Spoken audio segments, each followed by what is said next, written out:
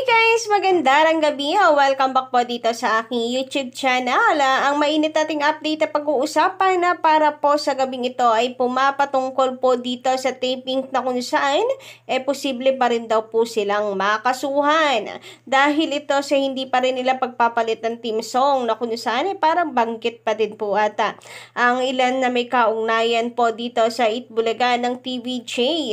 So pag-usapan nga po natin ito ka-legit Tarikad. So meron po ba ditong mga nakapanood ng episode na yan ng Tape Inc? Ako kasi, never ko talaga siyang sinilip.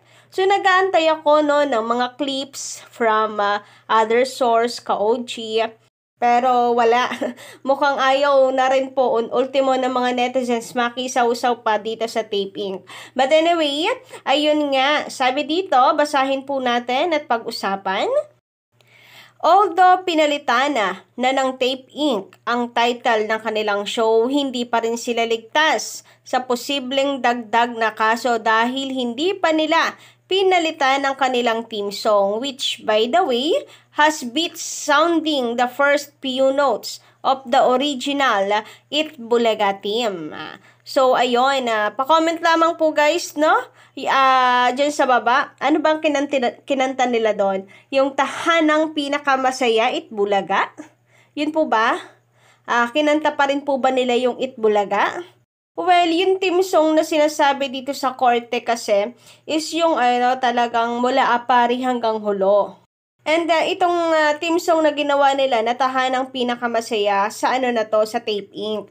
Kaso may Itbulaga pa ring word ano kaya yon? Pero tingin ko kung yun pa rin ang kinanta nila, ay may pa rin. May kaukulang parusa pa din. Kasi Itbulaga pa din, di ba? Isinisigaw.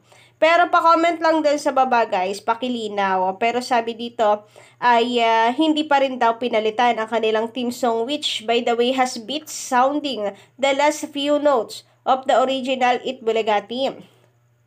Sabi dito, aside doon sa pag-disable ng YouTube channel ng EB at hindi pagbabalik ng mga naturang social media accounts sa original owners. So, hindi na rin naman nila itong magagamit, di ba? Ka-OG. And, tiningnan ko naman guys, hindi nila ginamit kahapon, January 6, 2023. Kasi hindi naman talaga po pwede ka-legit Tarikad's Itbulaga official YouTube channel yon. At dahil hindi pa rin nila ito na ibabalik or ibinabalik, hindi naman sila ang nag-create ng YouTube na yan, baka meron din pong kaukulang parusa yan na po pwedeng habulin ng TVJ. Pero naniniwala ako na may hakbang na iniisip si Attorney Buko hinggil po dito. Sabi kasi niya nung nakaraan, pinag-aaralan nila ang tungkol sa usapin dito sa YouTube. Tapos wala na tayong sunod na naging balita. So ano kaya yon? Isa ito sa pinag-aaralan pa rin until now ni Attorney Buko. Sana maibalik kasi at the end of the day, pangalan ay sa TVJ, yung Itbulaga. Ang nag-create sila Jennifer. Ang nakalagay lang sa payments ay ang Tape Inc. Pero hindi kanila ang contents, hindi kanila ang title, hindi rin sila ang nag-create. Actually, lumalabas na kabig lang sila ng kabig dito. So, kayo po ba anong inyong say hinggil po China? So, kung totoo po ito ay hindi raw baka kahit daw pinalitan pa ng Tape Inc. ang kanilang title, sabi nga dito ay hindi pa rin sila makakaligtas sa maaaring posible pong dagdag na kaso. So, antabayan na natin ka-OG kung magkakaroon po ng aksyon about po dito. Samantala, sabi ni Jean De Hocus dito, magandang gabi sa iyo. Shoutout po Gandara SRU.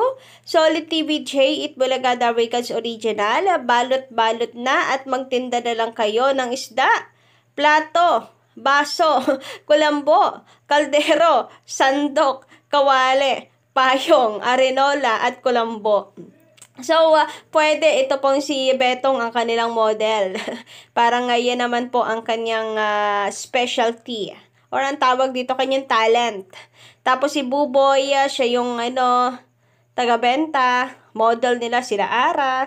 So, magtinda na lang sila since for merchandise naman ng trademark na pinakan sila or kinansila ng IPO.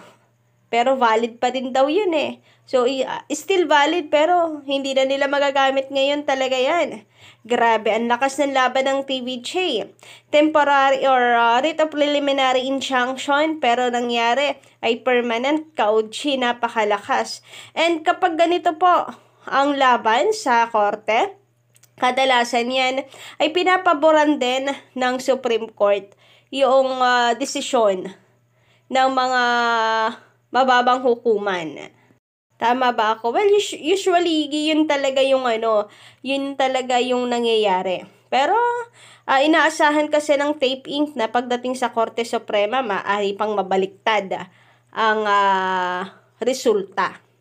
Anyway, sabi po dito Sir Manuel Ponce, Miss Gandara, yung it nga or EAT, hindi rin natin naisip na may meaning din.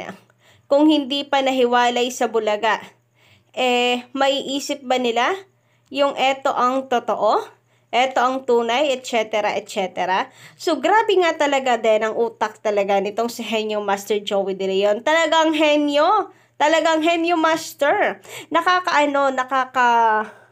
Tawag dito, nakakamangha si Joey De Leon. Nako-connecta po niya, ang galing niya sa mga ganito, pagko-connect ng bagay, ng mga bagay-bagay. Eto ang true, which is connected na sila ang tunay na Itbulaga.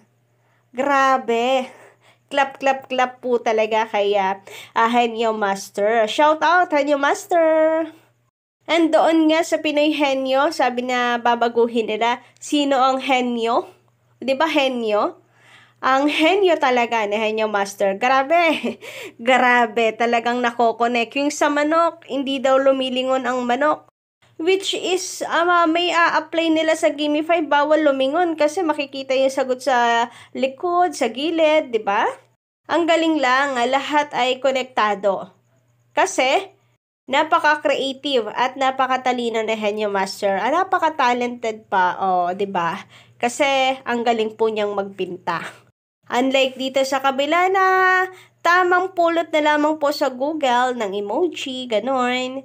Sabi naman sa komento dito na isa pa nating komentor, pati Sulit TV Box 5, lahat GMA channel ang lumalabas Sulit TV Box ng 5 dito sa amin sa Quezon Province. So ayan, pati po pala TV5 Box ay Itbulaga pa rin ang nakalagay dito sa Channel 7. Nakakaano naman, sana po ay ma-update na yan, para hindi po maguluhan din ang mga tao. At saka, merong pag-asa at baka may tuwa pa sa puso ng mga host kapag nakikita nila, ay, Itbulaga pa rin talaga kami sa GMA 7. Dahil yun pa rin yung information na nakalagay sa mga digital box. So, sana ma-update na po iyan. Lalo pat permanent po ang ibinigay ng Regional Trial Court. Sabi naman sa komento ni Avelina Soriano, magandang gabi, shout out, Happy New Year. Baka isa lang yung creative ng Sunday Pinasaya. Isa lang ang artist. Isa pa yun din kasi ang mga artista sa show. Buti nga hindi hawig ng bubble gang ang logo. Sila din kasi ang andon, All Out Sunday. Sila din ang cast. Puro sila. Kaya hindi. Kawawa mga yan, wag papabudol sa paiyak-iyak nila. So ayan, wag daw kayo maawa dahil hindi naman kaawa-awa ang mga yan. Wag daw magpapabudol kung umiyak ang mga yan. Nako, kumukuha lamang daw ng simpatya. About naman po dito sa logo, ayun nga, kapansin-pansin na parang kinuha lamang po yung format ng Sunday Pinasaya. So wala man lang pong creativity. Pagpalagay po nating biglaan, yan, kalisit na cards. Pero December 22, alam na raw, nabasa na po ni Attorney Maggie, December 22. So, may ilang araw pa ang nagdaan. So, nakaisip na sila ng logo. So, sa TVJ, kahit temporary lang ibig sabihin, sana pinag-isipan. Mas okay pa itong sa TVJ, Sariling gawa talaga. Kaysa naman dito, sa Tape Inc. na hindi man lang po gumawa ng mga sarili nilang emoji na ilalagay dyan.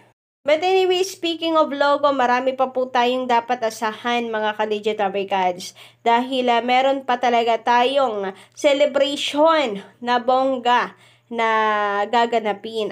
Antabayan na natin po yan kung kailan. At kita po natin kasi dito sa logo po nila sa nakalagay sa t-shirt, ayan no, ay temporary lamang din. And isa po kasi yan sa logo na talagang meron pong partisipasyon si Joey De Leon. Kaya yan din ang kanilang itinatak. Pero in fairness, ready po sila, mabilisan, nakapagpa-print po agad. Kung sa bagay, saglit lamang naman po i-print yan. Basta makuha lang po ang size ng mga digit Abricads. Kaya tuloy si Rendon ay na ano po dito sa taping pagtatawanan lang daw talaga na Henyo Master. Kasi sa dinami-rami ng pwedeng logo at pangalan, yan pa talaga ang kanilang napili. Grabe ngayon. So hanggang dito lang po muna guys sa ating update. Don't forget to click the subscribe button and notification bell for more updates.